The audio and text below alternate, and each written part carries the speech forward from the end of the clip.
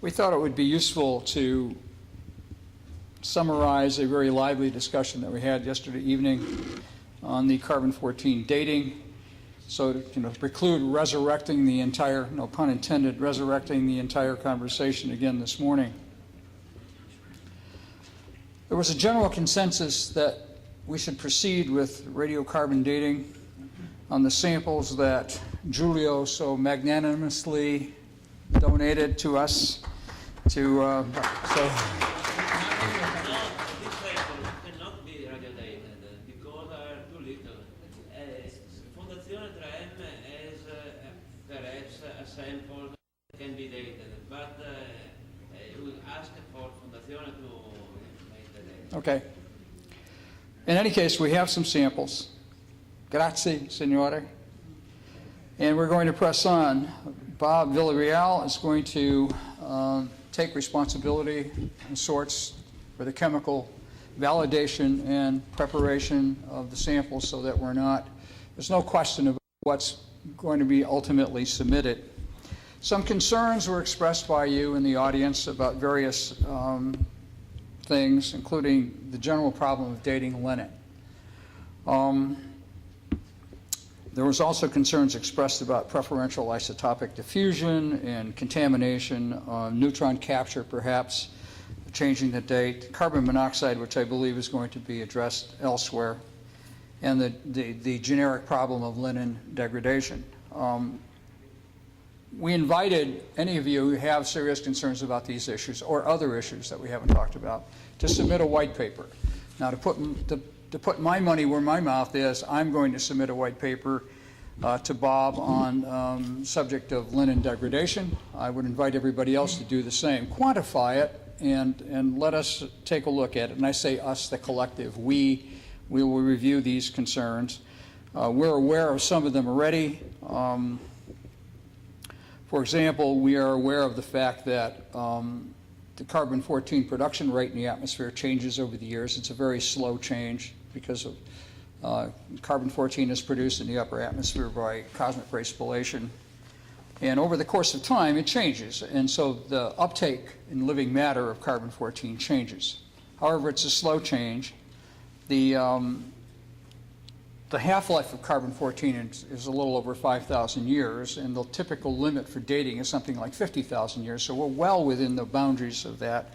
And over the time frame that we're talking about, the Arizona Tree Ring Lab has calibrated those very carefully. So I don't think there's any question that that is going to be a factor in the ultimate dating. But in any case, we have to be very careful here.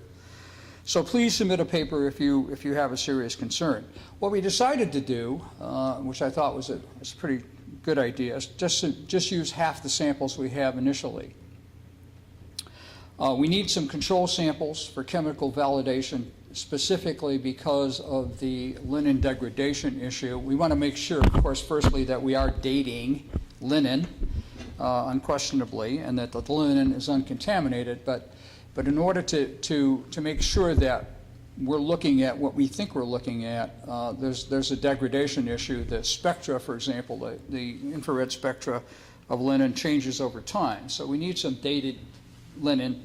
And along the same lines, I thought it would be useful to actually prep those samples for dating as well, so that rather than submitting a single sample for dating, we'll submit three or four others, including, samples from mummy wrappings or some other linen that we know the dates of.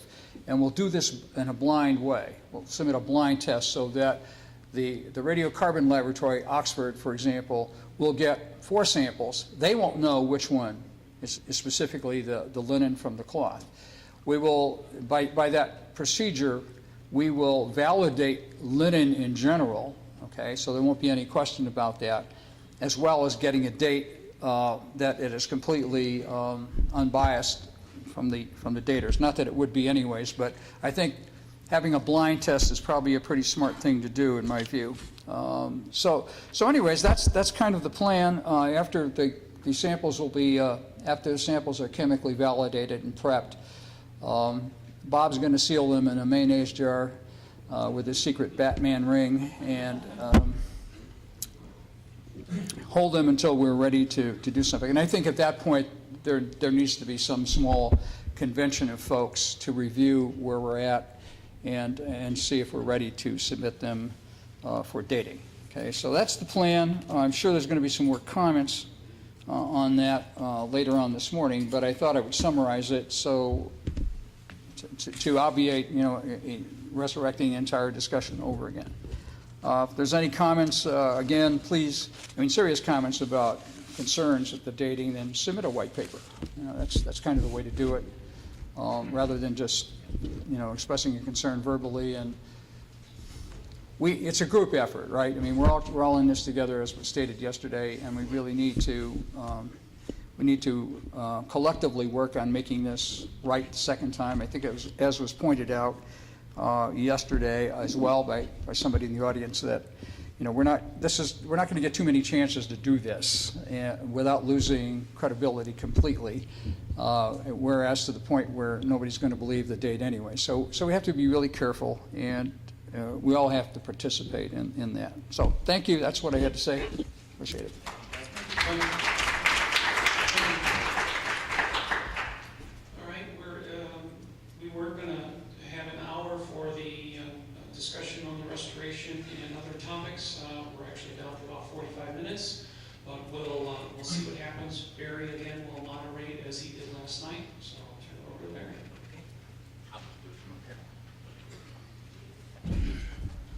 Okay, here I am again. The one thing that I was thinking about, I usually don't think about these things too much in advance. I just kind of get up and do it.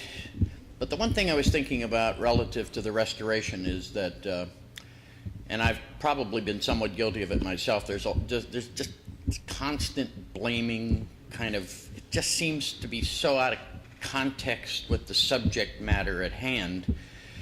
So if we're going to talk about the restoration, I would like to hear it be more discussed in a more creative fashion, a more positive fashion, and not just complaining and bitching, if I can use that word, about what has been done. If you look closely at the page on my website that is the page called Comments on the Restoration, the first thing you'll notice is that I didn't make any. I published the comments of people who were far more qualified than I am to have an opinion on the subject. But I did make one statement in my introduction on that page, and you can go online and check it out and you'll see that I'm not kidding about it. And I said, whatever the issue, it's been done. It cannot be undone, and there is nothing that complaining and moaning and crying and being angry is going to change. It's done. So the restoration is now a part of the history of the shroud. For better or for worse, whether we like it or we don't, that's the way it is. So with the caveat that I'd rather not have this be an attack session on what's already done in the past, can't be undone. So I think a discussion about anything besides that aspect of the restoration, I think that would be more constructive. Otherwise, we can all just sit around and call people names, but enough of that's been done, I think, already. So now, did I preclude any comments? Russ would like a comment. Here's a mic. Give Russ a comment. Now, I'm just going to moderate this. Like I said, I don't have Again, I totally agree with you. We don't need to turn this into a big complaint section. But yeah. For the benefit of the camera and Shroud U and the uninitiated who may listen to this sometime in the future, I think it would be good to at least perhaps summarize why there is criticism of the restoration. Why, okay. And maybe rather than have this become a big, bull session, maybe if you could just kind of thumbnail what the criticisms have been, so that at least we have an understanding, and then we can move into how do we go forward. How do we, Thanks for throwing the ball right back at me. I've got a microphone right here. Well, okay. I think there's a valid point there. So thanks a lot, Russ. I'll get even later. Well, I'll tell you what. I can encapsulate it pretty quickly by saying that the biggest problem was the lack of consultation of any scientists involved in the shroud that has any kind of real first-hand knowledge. none were really involved in the restoration, and I think that was the primary problem. I have to say that from my point of view, because of the interviews I did with Ray Rogers, while I was sitting there and we talked about the new cloth that was sewn on the back of the shroud, he asked, in the interview, he was asking me, he says, well, did anyone do any chemical analysis of that cloth? Does anyone know that cloth wasn't treated with something that, now that it's permanently up against the back of the shroud, was it treated with something that might long-term do damage? And I thought about it, and I thought, God, I never thought of that. Neither did anyone else. And that's the point, that there was a lack of consultation with people who could have advised on the best way to conserve and preserve the shroud. And I remember, as a matter of fact, I put that quote of Al Adler's into the Rogers video because Adler said to me one time, he said, Barry, he said, there's an image and a cloth, and until we understand them both, we can't really preserve either. And so I put that into the thing. So I think that for the students that might be watching this somewhere later on video, the issue was, more than anything, I think, a lack of consultation with chemists, physicists, or other appropriate experts that would have perhaps actually helped preserve the shroud and conserve it, and provided a scientific basis for some of the things that were done, rather than sort of just let's do it and let it go. So I think that really fundamentally is the issue, a lack of scientific advice. Okay? Ray? Ray doesn't need that microphone, Ray. Just hold it away from him.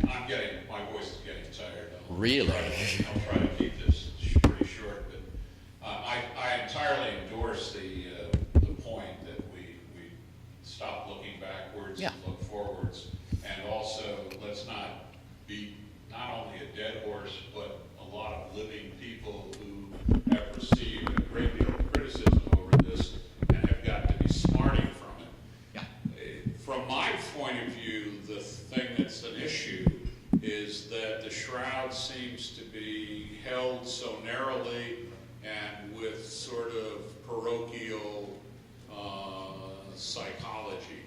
And what would be helpful is if some sort of international, I don't want to say commission, but some kind of a procedure, if it could be put together so that when actions about the shroud were going to be undertaken or consideration, that this body, and it could be rotated, it doesn't have to be even all that official, because official seems to be a problem. If it's official, it's deadly in the shroud world, it seems to me. Every time I look, anything official seems to go downhill fast. But if it could be a group that was formed for consultation, and they can do with the consultation when it's all over whatever they want, because that's what they're going to do anyway. But at least if you could get a protocol in place that said before you do it, you should consult, and then that consultation go on record. Why am I smiling? Well, They had 80 names on a list of available scientists and well, consultants. they didn't consult them though. But they didn't consult them. So I'm not that's the saying issue. that. I'm saying that you try to move forward, make a recommendation to the Vatican, make a recommendation to Turin, that a international consulting body be formed, and that it in fact be used. Now that might not work. It wouldn't surprise me if it didn't work. But if you don't advance it as something that's needed, if nothing else, than to keep peace with the international community that's interested in the shroud. I mean, this was a tremendous, I think, public relations debacle of the First Order in the shroud world. I mean, they just, and it showed in the siege mentality in 2005. pretty much a self-inflicted wound, right? Well, yeah, but that doesn't, however it was inflicted, it's a wound. And we need to going forward, we need to try to find methods that keep ourselves from stabbing ourselves again, sort of. And I mean that in a kind of a larger sense. I think, Bob. How about? Morning. I just wanted to say, we've got the 3 samples, and we're going to get 2 or 3 other samples from different people that are Right. going to come in. And as we analyze these, I'm certainly going to send the analysis, the results, and the spectrum to Sue and Barry. And I don't know, certainly they're going to send it to Julio, but how many other people here are going to be interested in knowing the results of this? Well, How do we get it to them? well, we get it to them by, I can certainly put it on my website. I mean, if we're doing this in the open, which we all already agreed that we needed to do, then I don't have any qualms about publishing it and making it available to everybody. I mean, that's the whole purpose initially of all of us building our websites, is to get this information out to a broader audience, a global audience. And I've already published so many kind of the harder scientific things that I'm happy to include that and just make it available. It's kind of a place where some people expect to find that kind of stuff anyway. So that's easy. It used to be there was no method of dissemination of information in the world of the shroud. Now there are hundreds of websites and lots of really good, credible ones, so that getting the information out is far less of a problem now. It's getting the information itself that can be disseminated that's become the problem. So I don't see that as a problem. As you were working on all the materials that you ultimately showed yesterday, I was getting those PowerPoints from you. The hardest part for me for the last 9 months was keeping my mouth shut and not talking about what you guys were doing. And anybody who's been here for more than an hour already knows that me keeping my mouth shut is something I have trouble doing anyway. But to keep my mouth shut about the fact that Los Alamos National Laboratories was examining shroud samples again, whew, boy, that was a tough one for me to sit on. Rex. Could I just say this? I'm an outsider to America, as you will realize. Yeah, but you're no outsider, Rex. And it seems to me that from what I gather from talking to people and listening to people and observing, that the politics behind everything that happens in the shroud is one of the greatest problems. And I guess that's true in every country as well, in all of our endeavours. But I suspect that one of the problems with getting access, indeed I think it's even been said from Turin in the past, is, well, if the international community is going to keep fighting with each other, we're not going to talk to them. And I wonder just how feasible is it for the leading country in the world, that's America, with the greatest number of experts, scientists and shroudies, and of course a considerable number of politically separate groups, which is very sad. Yep. I've always tried to avoid being aligned with anybody. As you know, I've tried to walk a path which isn't easy. Right. And I just wonder how feasible is it to do what in fact at the 05 conference Mike Miner said, let's kiss and make up. He said that at the dinner, and I don't think everybody went to the dinner. And they didn't miss anything. They didn't miss anything. Right. But, Well, but he said that, but then he turned around and did the opposite. well, exactly. So, well, so all these interpretations are there. But it just seems to me that if somehow that could be solved, that problem, and there are 3 or 4 or 5 identifiable camps within America alone. I totally agree with you there, and I also can point to the fact that right in Italy, if you're not from Turin, you're pretty much on the outs now. If you're from Padua or from Rome, Exactly. the Tournays are not interested. They don't really want, and again, I didn't want to turn this into criticism, but I have observed, and it is my personal opinion, that the folks in Turin would prefer to do this themselves without the benefit or aid of anyone outside of their own circle. Now, that's my opinion, and I said that first, but that's what I've observed over the last 30 or so years. And it's Unfortunately, by doing that in 02, Yeah. of course, they've shown so how inefficient that is. let he who has not sinned cast the first stone. And so, look, if one goes back to when I first built the website and first started coming to these conferences in the 90s, I think 98, 97, the first one, I kept saying, look, remember what STIRP was. It was a group of multidisciplined experts working each within their own field, working in unison as a team. Why is the STIRP body of data on the shroud still the most significant and probably the most reliable scientific data that exists?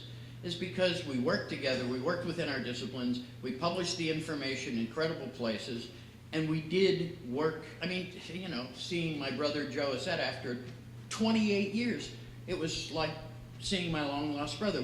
We were close and we cared.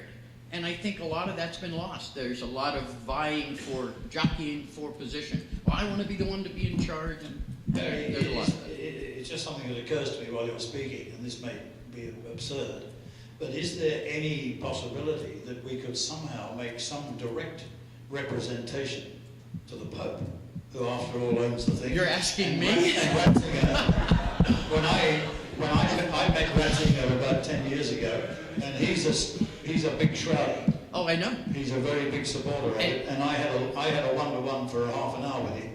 And it annoys all my Catholic friends, because I'm not one, when I show the photograph of me and Ratzinger, but who haven't met him. But you know, I wonder if there is the possibility of getting through directly over and above, or will be immediately relegated to the... Well, from my understanding, first of all, Isabel Pichek, when we were going over to Turin, when John Paul II was Pope, she would have dinner with Ratzinger in Rome every time she went over there. They're close personal friends, and I think going back for decades. But you're asking me about what the procedure is, and you know, there's Rex. The one thing I've learned from the outside, way outside looking in, is if you think the politics in America is pretty intense, the politics in the Vatican or in Rome or in Italy, I always tell people when they say, well, how can you say that? I say, remember who Machiavelli was. He was Italian.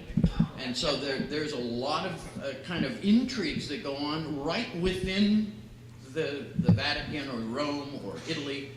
So the answer to your question is, I sure don't know, Rex, but if somebody knows how to do that, and you know, I actually have a friend who's been here. You've met my federal prosecutor friend Larry Schaaf, who has some friends in Rome, and he and I have been discussing some of these things. And somebody, by the way, Larry, before you were here, somebody was saying, well, you know, somebody should use a trial as a basis to get some of this information out in the format of a trial. He and I have been discussing that specific concept for, what, 2 years, 3 years? So, you know, there's a lot of good ideas and a lot of nice ways to attempt to try things. But my frustration is we can try and become apolitical. And I have seen, you know, even at this meeting, some cordialness between groups and individuals that may not always be so cordial to each other. And I've seen that, and I'm always in favor of that.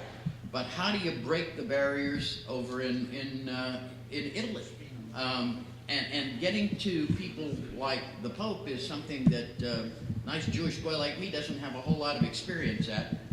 But like I said, my friend Larry and others who might have some contacts or some influential friends in that area might be in a better position to make that effort.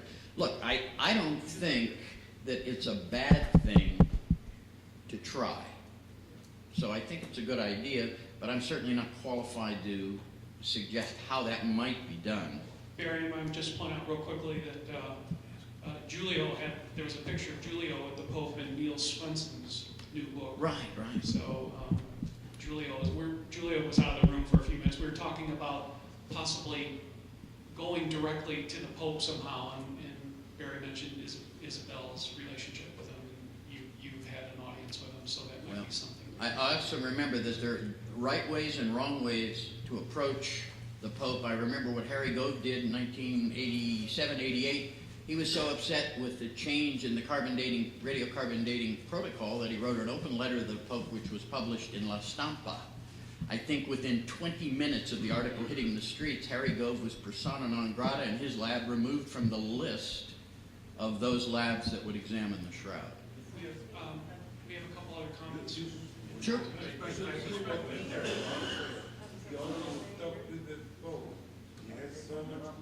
chain of command. It's the chain of command. Well, one thing I learned from Harry Gove is the right way to talk to the Pope is not through the media. And Harry found that out as well. That's what he did. Well, that's what he did, and unfortunately, it cost him dearly. Yeah. So I know that's not the right approach. You ready for this one? Anybody? I was really taken with the concept of having an independent group or a commission that would see it be presented as, say, the Friends of the Shroud, who would like for the truth about the shroud to be made known. And my thought was that, and I just have thought, that it might be possible to have some prominent individual who is not a political person. It would have been someone like Audrey Hepburn, somebody who is recognized as a devout person, who would take an interest and be able to present the concern for the shroud at a personal level, but who would be elevated enough to be recognized. And to have enough influence, perhaps. Yes, and I think that's be good known, idea. and if anybody, Do you know anyone? I just told you, I don't know. But the point is, that doesn't mean someone like that couldn't be pinpointed and Sure. approached and asked for this help. I think And I'm that's sure a good there, idea. there's just, No, they're a very valid point. Like I say, if you've got someone in mind, let us know. We'll contact them. Francis. I live in the New York area, and I've been in dialogue with, I've written a couple letters to Cardinal Egan, who has very close ties to Rome. He served in the Roman Rota, which is the church's highest court, for many years. He's probably going to just be cardinal for another year, and then there's talk he might be going back. Have you already discussed it with him, or do you correspond, or how? He's delegated to a Monsignor, but, Yeah. I'm still persisting at it. I've met the Monsignor personally. He wanted to tell me what was going on here, so I have a lot of connections in the Catholic world, and one of the things I've learned in life is that something that might appear difficult to one person can be very easy for another person to do. And that's what we just saw, I think, last night. I Yeah. mean, here we have a chemist down in Los Alamos. I mean, he can test these threads no sweat, So it's just a matter of finding the right people who can do it. I mean, so that's why I never get discouraged, because I know there are people out there. Well, in our conversations, Francis and I have been conversing now for about a year? Yeah, I'd say so. And I've constantly encouraged him, and I continue to do so, that yes, give it the shot. Because there is no one person who's in charge. There is no one person who can do it better than someone else. And the shroud belongs to everybody. And so there is no one that should be excluded from having a voice if they have something to say. To the tune of the fact that if you look at my website, it says, welcome to our website. Because it's not my website, it's the website of all those who've contributed and all those who come to it. So the same idea applies. If somebody has access to someone, I think, go for it. That's what I do. Barry, Dr. Suits has a Hey, all right. Patrick. Yeah, and you have to see what happens with protocols. So in March we went to Turin and we had a meeting with Don Giuseppe Giberti, Bruno Barberis, Nello Palacino, and we were there with Noam and Father Guerra. And Father Guerra was very interested in the procedure. So he said, what happens? Okay, the protocol is submitted to Turin. What does that mean? It goes to a scientific commission. They decide what happens with that. And they are the first filter. Then we asked, do you ask for opinions? Yeah, once in a while we ask for international experts to look at it. Next step, where does it go then? Then it goes to the cardinal, what goes through the first filter. The cardinal decides what is being sent to Cardinal Bertoni, Secretary of State. So that's the second filter.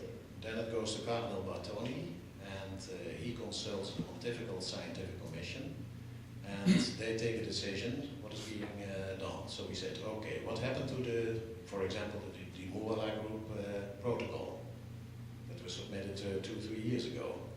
He said, well, we revised that, and we said, well, it looks good.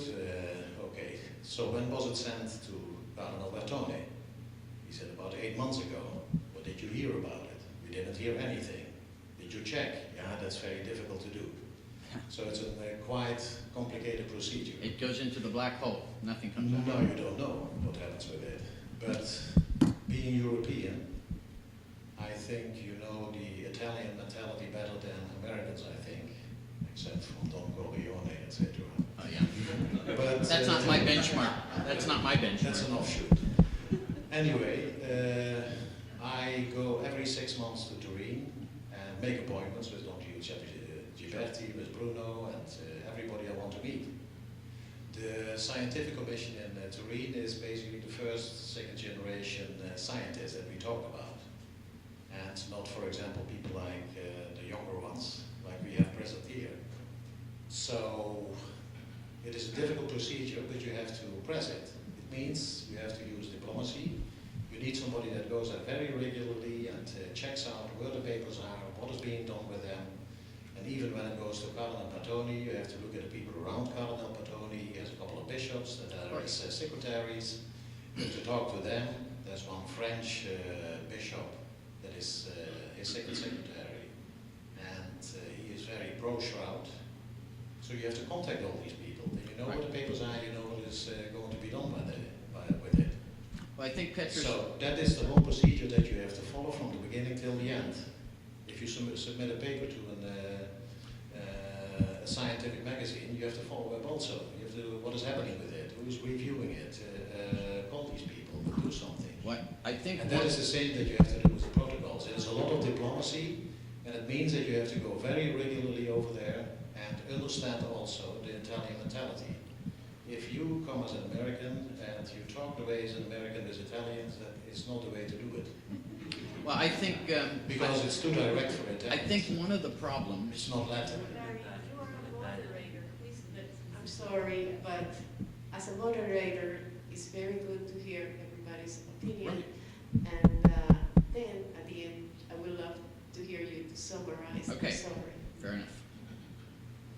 Thank you very much.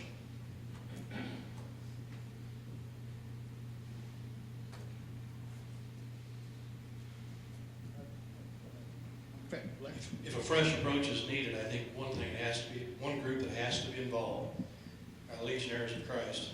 For those that don't know, it's the fastest growing group of Catholic priests. They are the best formed, but most importantly, they're very close to the Pope. And also they're right now, as we've heard, very close to the shroud. I've seen their demonstration in Jerusalem, and now we hear that they're going to be doing more. I think we need to get grounded with them, if not let them basically carry the water on this. And because what this group needs, they now need proven credibility for the shroud. They may be able to get us access to additional samples that are, fresh off the shroud. I think they could do a lot of good, but we ought to at least try to get them involved. And the second thing is, I was curious as to whether the protocol for this carbon dating will be written up in a white paper. Because are those blind samples going to be done at the same time as the samples on the shroud, or are we going to verify that the carbon dating can be done correctly on old cloth before we submit our old cloth to it? I think Bob, the work that Bob's doing, I think, was more about the spectra, if I'm not mistaken. Just to sort of gain a database of spectra is what he was going to do. So it's not direct carbon dating. They don't do carbon dating in Los Alamos. That has nothing to do with weapons. Two comments quickly. The first one, and perhaps I'm a lone voice of dissent here, it's very clear that in the longer term we need access, and what you're talking about, other than making them an offer they can't refuse.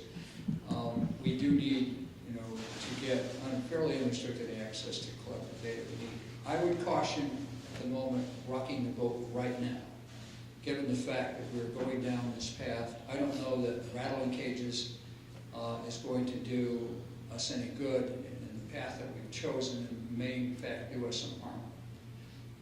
So let me just express my concern. Based on your comment about the protocol, I guess that's a matter open for discussion. I would suggest that we submit all the samples simultaneously for dating. And as we've already said, we're only going to do half of this and see what happens. If it turns out that we get the right results on all of them, we can proceed with the other half. It's an awfully strong playing card at that point in time to ask for more samples from the authorities in turn. I mean, some samples that are witnessed and so forth, taken from the center of the shroud so they can be dated. In other words, we're going to ask for corroboration at that point of our work. So I think that's my opinion. That's how we ought to play those cards. But again, it's clearly, the protocol is clearly open for discussion, and Bob's group ought to be involved in how we play those cards.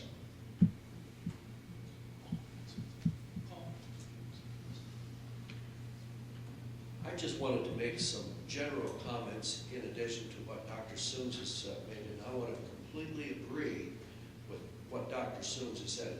He has given in detail what I have been thinking more generally, and I think he has some really great suggestions that we ought to follow through on. Number one, since Isabel Pixek she knows personally Cardinal Ratzinger, Pope Benedict, that we consult with her because she still has Vatican contacts and discuss this problem with her. But I want to remind you that in Italy, the history of the papacy has always been to leave the custodian of the shroud to make the final decisions. And since the Cardinal Archbishop of Turin is the custodian of the shroud, ultimately we have to look to him for whatever we do. So that's just a sort of a general perspective on the entire situation, set in context with what Dr. Soons has made. Joe, Russ is going to make a quick comment. Quick note of the time, 10:47, so we got about 13 minutes left. Okay. I was just gonna, well, I'll use your microphone. We need to do this quick. Do we have, Peter, do we have a window of opportunity with the exhibition announced for 2010 to, and I'm not talking about carbon-14 dating, I'm talking about just putting together proposals for just a variety of different tests that would allow us to use, some of the updated equipment that is available to us now that is just not available in 78, and stuff that would work this time instead of didn't work. And is there an opportunity to approach the Pope with this next exhibition to at least get some new data? May not get all the data we're looking for, but can we get something?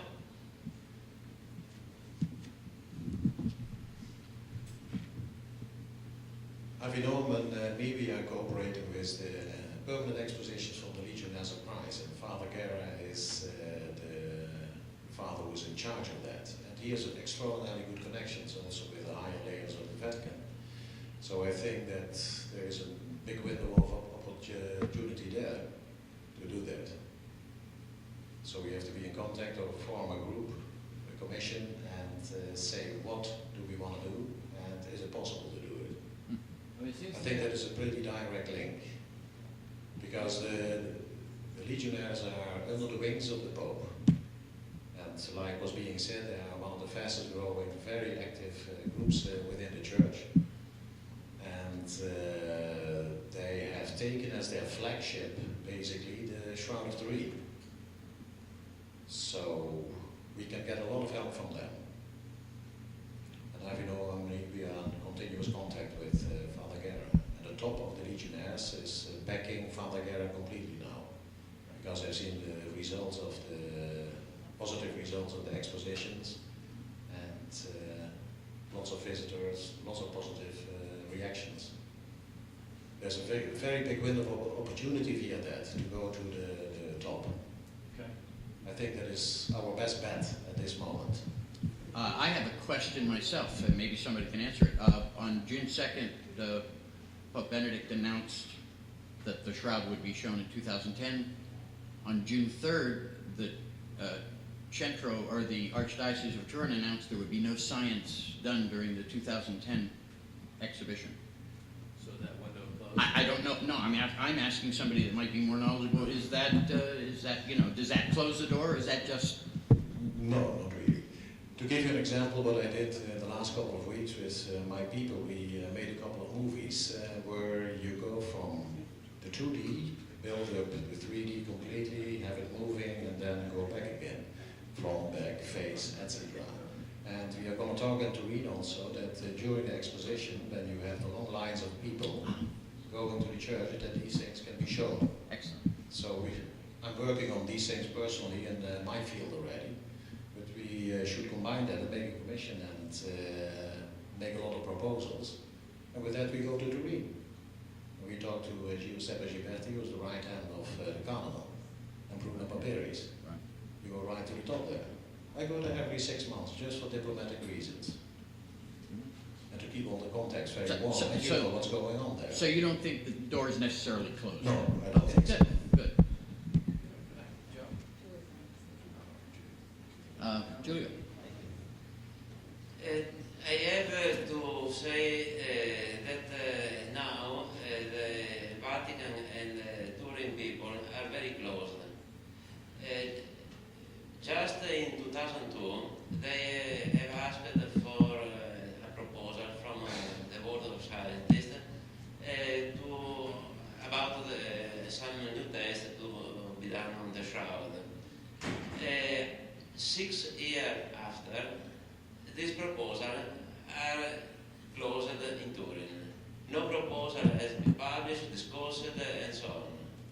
Also, I with a group, with Barry and so on, presented an interesting for me proposal that has not officially judged. No answer available up to now. So if we now make a proposal of radiocarbon date the shroud, we can do it, but I fear that we must wait 10 years at least. So I wish to follow another way. Just a year ago, I had a long speech with Giovanni Ricci di Numana, who told me how to behave with his samples. I have published something in various sites about Ricci, if you want, anyone can see it. In any case, Giovanni Ricci di Numana wanted to make a radiocarbon test of his samples. Fondazione 3M has a sample,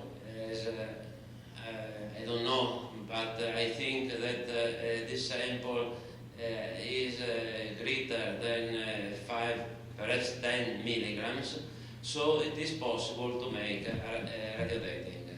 The minimum quantity for radiodating now is about 5 milligrams. So we can have one part taken for future analysis and one part radiodated. The problem is that this sample is not official because it was taken by Ricci in 1988. In any case, before to make a test, Giovanni Ricci wanted to communicate this to the Vatican and Turin. So the procedure that I wish to follow is this. I presented the possibility to make dating. I wish to have all the comments about any possible procedure to follow. I have just individuated some laboratories that are able to make a test, and if we decide to make this test, obviously if also Fondazione 3M is in agreement, but I hope so, we can make just in 2002, next year, a test. This test could be not definitive, but indicating it could be of many of our problems. It should be indicate if there is a contamination, if it is a patch, if there are any other things. The goal of this test should be not to obtain the same data detected in 1988. If we have a data different from the results of at least 2 or 300 years, it could be a very big success. If we have such a difference, we can show why the 1988 date was wrong, and in this case we can push the Vatican and Turin to make a further analysis on the shroud. This is the procedure that I think it is the best to follow. I wanted to hear you. Okay, we're down to about 5 minutes. I just want to make a comment that what Peter was saying is that it's almost like negotiation. And if we go in there demanding a carbon dating, we may not get that.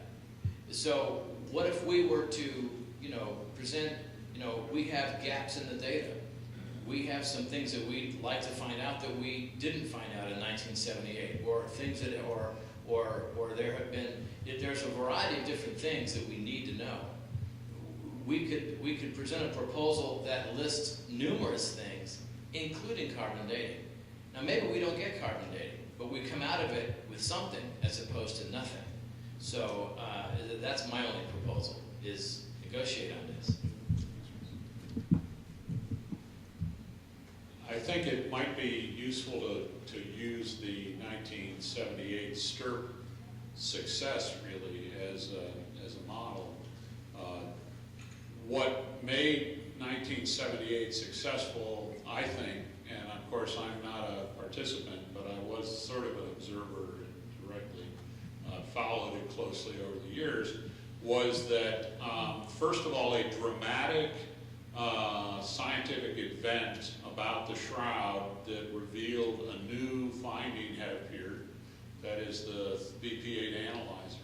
They had a successful conference in 1977 following that, which was very well received. It had some prominent people there, and they had a charismatic figure, I think, in John Jackson at the time, who was referred to as the Pied Piper on more than one occasion, at least in John Heller's book. And they had a remarkable series of events, frankly, that almost bordered on the miraculous in terms of the thing coming together. I don't know that we can command miracles, but I think that's a wonderful model. And if you look at where we are today, we might be able to map an analogy on top of that. We have this remarkable three-dimensional rendering of the shroud data that I was frankly, especially with the personal computer demonstration up after the talk, I was deeply moved by that, and I think it was an extraordinarily impressive achievement. You've got that, and maybe if that, you're talking about there being presentations, if that could be in some way publicized, and if the proceedings of this conference could be packaged in such a way as to highlight emerging knowledge about the shroud. Now the only thing we're missing is the Pied Piper, and I'm not sure who could play that role. I haven't seen a Pied Piper. Barry is not quite the Pied Piper, and I don't know that we have one. But if I read that history correctly, those guys put together an absolutely remarkable space program level procedure and protocol, which they proposed to Turin. You need something like that, but you need to have impressed people with your professionalism, and that's what I think made it happen. They were totally impressed by the sheer, at least some of the people were totally impressed with the sheer professionalism of the team that Stirp put together. So that's a missing. I think if we can't jump that hurdle, you'd have no chance at all, and have a very little chance at best, simply because the atmosphere today is very different, and the Americans seem to be in a, as someone once said, in bad odor. Well, the other advantage Stirp had is we had the Holy Shroud Guild, Father Peter Rinaldi particularly, Russ reminded me. And he did a lot. He was the liaison, he was the contact, he was sort of the passionate priest, sort of like what Petrus was saying of having, like the Legionnaires, Father Guerra, someone. And we had Peter Rinaldi, who was a very saintly man. We're running out of time here. Got one more. It's 11. Who does go to? It's 11. It's 11. So Okay. it's up to you, John. I think, and this is fascinating, I'm sure this could go on all day, but we do have the time constraints. We do have one more presentation. If each of you could promise to reserve your remarks to about half a minute at most, we can go with it, but we need to move on. Just my thought, Barry, and it's very simply this. I've heard some brilliant ideas, some brilliant suggestions, but they're all coming from independent sources. Unless you get together as a committee, unless you form a body that can physically put this together with the expertise that you need, we're just going to go in never-ending circles. It's just going to go from one individual to another. You need to form a committee, and there need to be a head of the committee, and all of these suggestions need to be coordinated and put into a package. Yeah, good point. The Stirp, it was called the Stirp team. All right, last comment here. As an experimenter, I know if you keep your notebook as to what you did during the experiment, even if it were done incorrectly, you can go back and actually get something good out of it because you've kept records. Are records available for what was actually done on the shroud? Like what bottle came from what area? And a pretty good record of what actually happened. It's so When are you talking about? with the restoration. Yes. Ostensibly, there are records. Are they available publicly, though? That's what would be nice if they were available. I haven't seen any public availability of it. I know they kept records, but I don't know. Experimenter chose their own notebook. That's what you're Let me make a quick comment because it really needs to be made. Relative to mounting another expedition like we did in 1978, that expedition, that group was pretty well organized. We had several very dedicated people that were willing to do that. But I would almost categorically say that you're almost out of time right now to try to mount something like that again, okay? Independent of where you might get the resources and all to do it. Because it took a lot of planning. We went through several dress rehearsals. We did, now, it depends on the extent of what you're trying to do. If you're just going to pluck some samples out of it, that's a whole different ballgame to try to repeat, have a replay of what we did in 1978. So it depends on the spectrum of where you are. But I'm saying right now, anything on the scale of 1978, you're probably out of time. You mean in relation to 2010? Yeah. Right. Okay. All right, thank you everyone for your comments. Let's